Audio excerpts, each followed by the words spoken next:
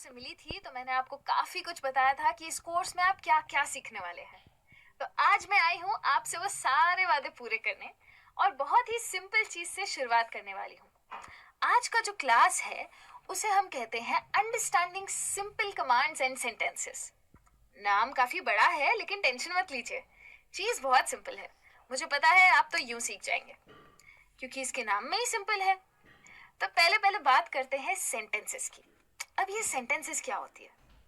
Sentences मतलब वाक्य। लेकिन ये वाक्य क्या होता है? किसी भी भाषा में जब हम अपने विचार को, अपने थॉट्स को दूसरों तक पहुंचाना चाहते हैं तो हम यूज करते हैं लैंग्वेज का, यानी कि भाषा का। लेकिन हम उनके ऊपर शब्द इस तरह फेंकते थोड़ी है। हम तो शब्दों को साथ में जोड़ के कुछ सेंस बने ऐसी बात करते हैं। तो वो सेंस बनाने के लिए जो हम यूज करते हैं उसको बोलते हैं सेंटेंस। अब सेंटेंस के भी बहुत सारे अलग अलग टाइप्स होते हैं, काफी प्रकार होते हैं। लेकिन जैसे कि ये सेंटेंस यहाँ ले लीजिए, poor John lost his watch. अब यहाँ पे ध्यान से देखिएगा, पुअर का मतलब यहाँ पे गरीब नहीं है, पुअर का मतलब है बेचारा। बेचारे जॉन की घड़ी हो गई। तो जब मैं आपको ये इंफॉर्मेशन दे रही हूँ तभी भी मैं सेंटेंस यूज कर रही हूँ। हो सकता है मैं आपसे कोई सवाल पूछना चाहूँ तो भी मैं सेंटेंस यूज करूंगी। हो सकता है मैं आपको कोई कमांड देना चाहूँ, कोई ऑर्डर देना चाहूँ, तभी भी मैं ये सेंटेंसेस यूज कर सकती हूँ। या फिर मैं कोई इमोशन एक्सप्रेस करना चाहूँ तभी भी मैं जो यूज करती हूँ उसे सेंटेंस ही कहते हैं। तो इन टाइप्स के बारे में तो मैं आपसे जरूर बात करूंगी, लेकिन सबसे पहले मैं आपको बताना चाहती हूँ कि ये सेंटेंस जो होती है, ये जो वाक्य होता है, इसके भी पार्ट्स होते हैं। वैसे तो कई सारे पार्ट्स होते हैं लेकिन आज सिर्फ 2 पार्ट्स के बारे में बात करूंगी। एक होता है सब्जेक्ट और दूसरा होता है प्रेडिकेट। बड़े बड़े शब्द हैं लेकिन मतलब बहुत सिंपल है। सब्जेक्ट का मतलब होता है वो चीज जिसके बारे में ये सेंटेंस है, यानी कि सेंटेंस का जो पहले का हिस्सा होता है, जिसके बारे में वो सेंटेंस होती है, उसे कहते हैं सब्जेक्ट। इस केस में यहाँ पे द मैनेजर, मैनेजर कोई इंसान है, उसके बारे में ये सेंटेंस है। तो जैसे ही मैं कहती हूँ द मैनेजर, आप समझ जाते हैं कि यहाँ इस सेंटेंस का मेन हीरो है द मैनेजर। और प्रेडिकेट वो चीज होती है जो कि हमें उस मैनेजर के बारे में बताए, यानी कि सब्जेक्ट के बारे में बताए। तो सब्जेक्ट के बारे में जब भी हमें कुछ पता चलता है तो वो सेंटेंस के आखिरी हिस्से से पता चलता है, इसीलिए उस हिस्से को हम कहते हैं प्रेडिकेट। अब जैसे कि आपके सामने यहाँ एक सेंटेंस है। सेंटेंस है the cat is sleeping in the room. अब आप इस सेंटेंस को देखिए।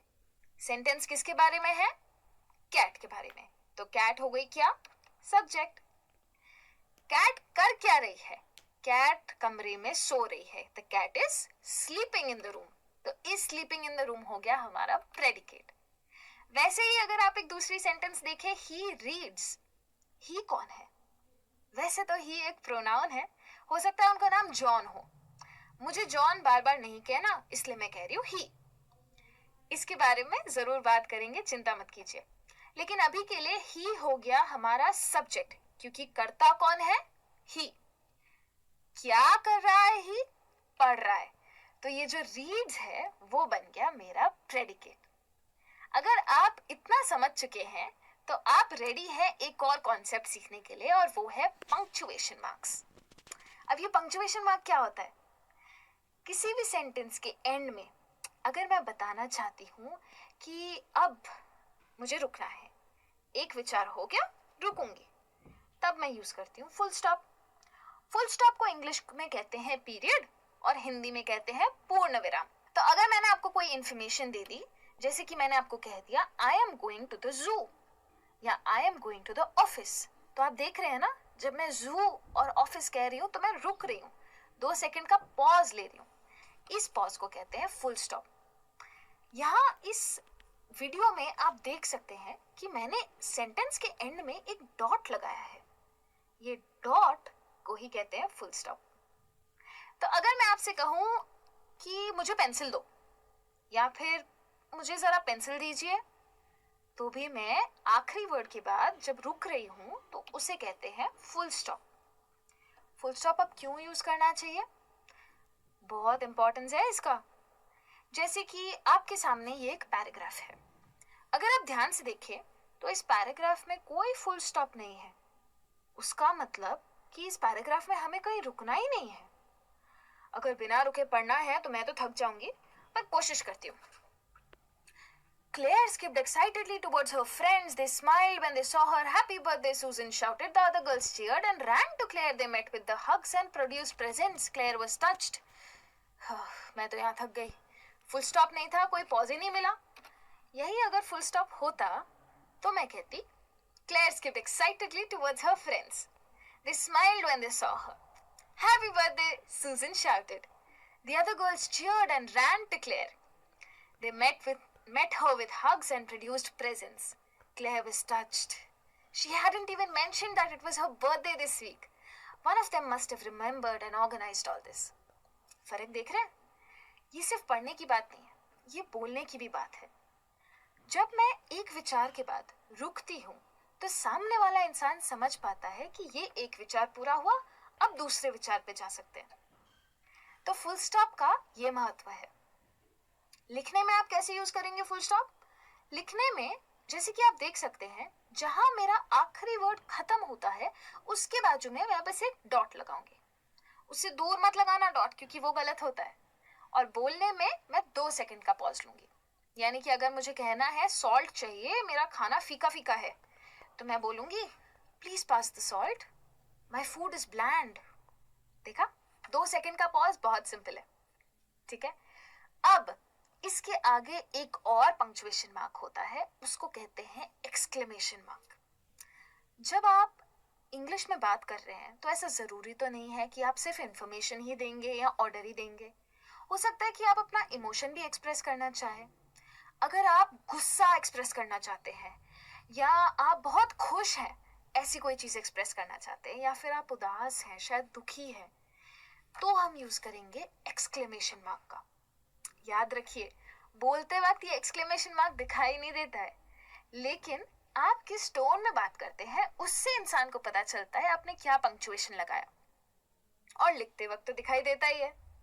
तो जैसे कि अगर मुझे ये दिन बहुत अच्छा लग रहा है तो मैं ऐसे नहीं कहूंगी व्हाट अ लवली डे, मैं कहूंगी व्हाट अ लवली डे। तो सामने वाले को पता चल जाएगा कि मैंने यूज किया है एक्सक्लेमेशन मार्क। वैसे ही अगर मैं उदास हूँ, कोई बुरी खबर सुनी है, तो मैं कहूंगी ओह हाउ सैड, तो पता चल जाएगा कि मैं उदास हूँ।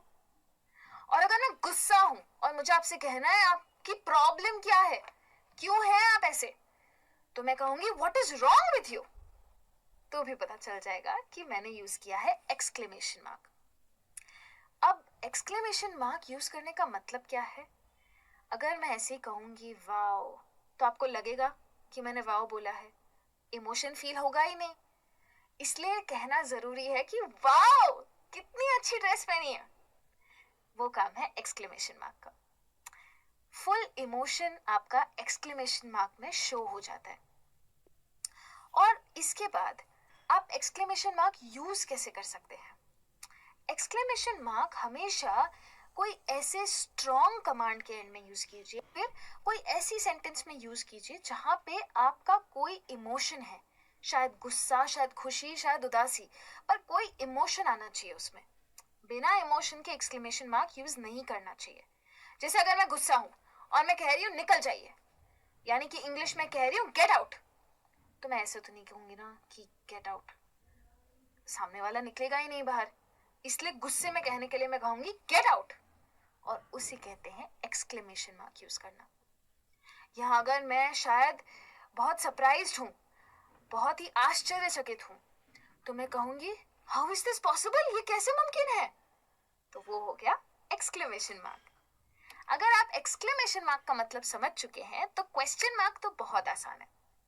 क्वेश्चन मार्क नाम से ही पता चल रहा है कि क्वेश्चन के आगे क्वेश्चन मार्क लगाएंगे। क्वेश्चन मतलब क्या? सवाल। तो सवाल के आगे आप ये इस तरीके का दिखने वाला सिंबल लगाएंगे। जैसे अगर मुझे आपसे पूछना है आप मेरे साथ जू चलेंगे, तो आप देख रहे हैं कि मैं लास्ट के वर्ड के आगे कैसे बात कर रही हूँ, would you like to go to the zoo. एक सवाल आ रहा है अंत में, तो उसे कहते हैं क्वेश्चन मार्क।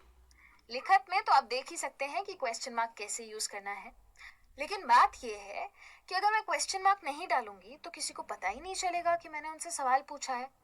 जैसे कि अगर मैं कहूंगी कहाँ जा रहे हो, तो पता ही नहीं चलेगा कि मैं सवाल पूछ रही हूँ।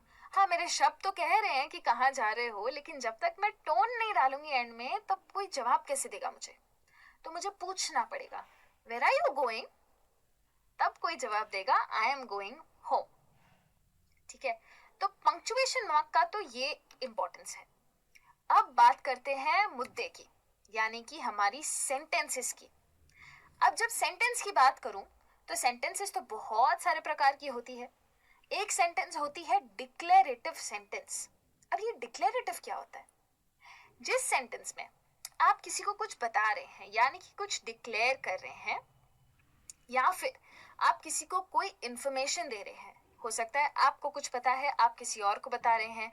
हो सकता है आप अपने प्लान्स के बारे में किसी और को बता रहे हैं। तो उस सेंटेंस को कहते हैं डिक्लेरेटिव सेंटेंस, यानी कि स्टेटमेंट, सिंपल वाक्य। इस सेंटेंस को, जैसा कि मैंने बताया, हम फुल स्टॉप से एंड करते हैं। जैसे मैं बताना चाहती हूँ कि मेरी मम्मी बीमार है, तो मैं कहूंगी माई मदर इज सिक, तो ये हो गई स्टेटमेंट। या फिर मेरे सर में दर्द है, तो मैं कहूंगी आई हैव अ हेडेक, तो ये हो गया सिंपल सेंटेंस, यानी कि डिक्लेरेटिव सेंटेंस। उसके बाद आते हैं इंटरोगेटिव सेंटेंस। अब ये इंटरोगेटिव सेंटेंस क्या होता है? नाम बहुत बड़े बड़े हैं अंग्रेजी में, लेकिन मतलब इनके बहुत आसान है। याद है मैंने आपसे क्वेश्चन मार्क की बात की थी? तो ये इंटरोगेटिव सेंटेंस, ये क्वेश्चन मार्क वाली सेंटेंस होती है, यानी कि सवाल पूछने को इंग्लिश में कहते हैं इंटरोगेटिव सेंटेंस। तो हो सकता है कि आप किसी से इंफॉर्मेशन मांग रहे हैं, या आप किसी से कोई रिक्वेस्ट कर रहे हैं, शायद आप चाहते हैं कि कोई और आपके लिए कुछ कर दे, तो आप उनसे पूछेंगे। जब आप पूछना चाहते हैं तब आप इंटरोगेटिव सेंटेंस यूज करते हैं।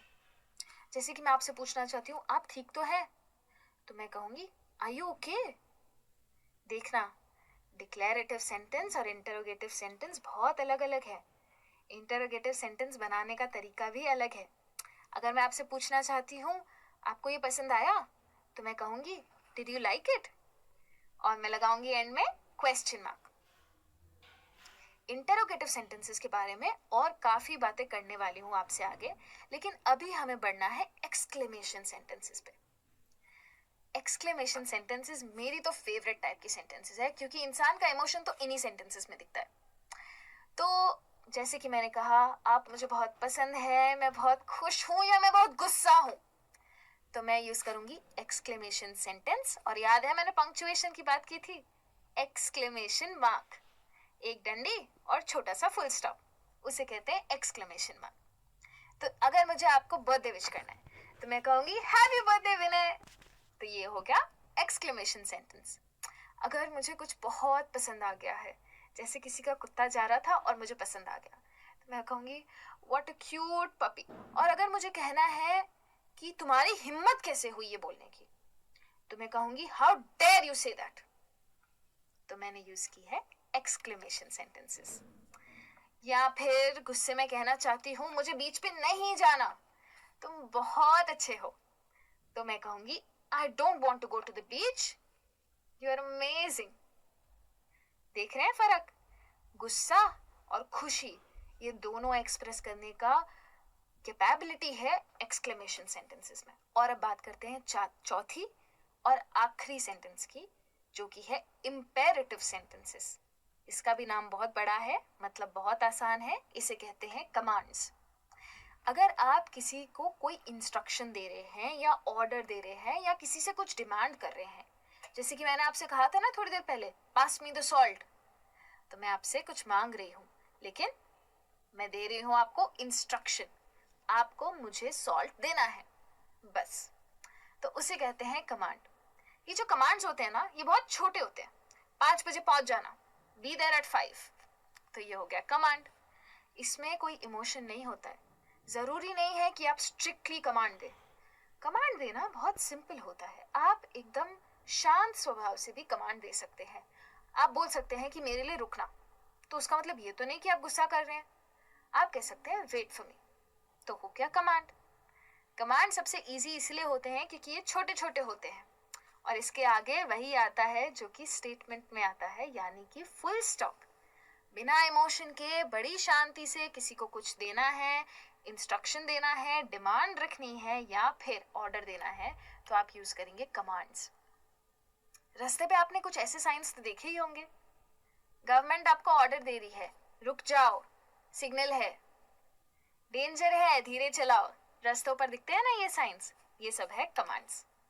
कभी सोचा था कि रोज आप यही सब देखते हैं लेकिन इसके नाम नहीं पता थे?